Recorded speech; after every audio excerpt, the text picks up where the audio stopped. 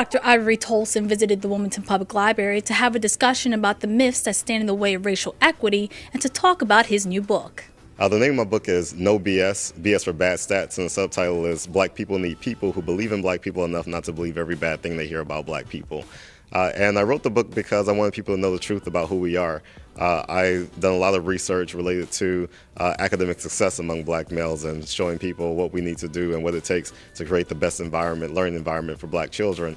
And one thing that I found is that a lot of people have lost hope, a lot of people don't believe, and a lot of people don't believe because they believe BS more than they believe in our children.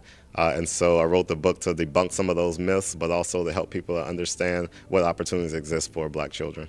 Howard University professor Dr. Toldson has a background in academia and experience within the criminal justice system. One of the biggest myths he wants to dispel is that there are more black men in prison than in college. Right now, there's about 700,000 more black men in college than in prison. That was a stat that originated in a report called the Justice Policy Institute's report that came out more than 10 years ago now, probably about almost 15 years ago now. And the methodology at the time didn't yield the truth because a lot of universities didn't report it. But right now, we have more black men in college than prison. And the black males who are in college, they need our support. And I think that myth has been circulated so much that we've lost sight on how to really create college-bound opportunities for black boys. Simply getting black boys away from prison isn't the most lofty objective for them. They need us to help them to understand how to fill out the FAFSA, how to prepare for the SAT, how to understand their college options, how to understand college preparatory curriculums in school. So that's what we need to do to create more black boys who are in college. After earning his Ph.D. in counseling psychology at Temple University in Philadelphia, Pennsylvania, Dr. Toldson became a correctional and forensic psychology resident at a United States prison where he completed his dissertation about black men in the criminal justice system. One of the things that I learned by working in the prison is that they can give us the best insights into what can help them. And a lot of times we see heightened criminal activity when there's lack of opportunities. And when we have the proper investment in these communities and really use the community assets that exist as opposed to thinking about things that are outside of the community and having saviors come in, but really understanding who's there right now on the ground that need our support. I think that's the best way to create some programs that can help to reduce crime. Dr. Toldson also spoke on the topic of race and how our country has not made enough progress toward racial equality among blacks. Race is actually a social construct. Biologically, it doesn't really tell us a whole lot. According to the most recent studies that's out there, the portion of our DNA that determines these types of phenocharacteristics is a very, very, very small portion of it. And in fact, you may have a stronger genetic concordance with a white person than you do with another black person. And conceptually, we can understand how that could happen because some of us may have white people in our lineage that we can trace back right now. And so you probably would be,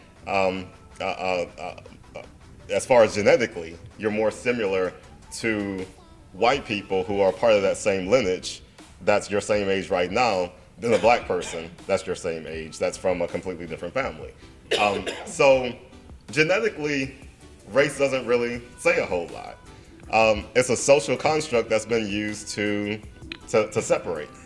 And that's the scientific reality of it. I think that when we look at psychology and we, it's a matter of heuristics and schemas where our brain naturally likes to organize material in order to make things more simple for us. And so race is the easiest way to organize humans. Everything else is kind of invisible. But race, and there's other ways to organize humans, like by faith, religion, national origin, geographic location. But race tends to be this real easy way universally across the world to organize people. And I think our brains do that pretty naturally. I do think that as we evolve as a society, I think the evolution of society is to reduce the significance of race, not to expand it. But the reality, as it exists right now, is that race really defines our reality in this nation.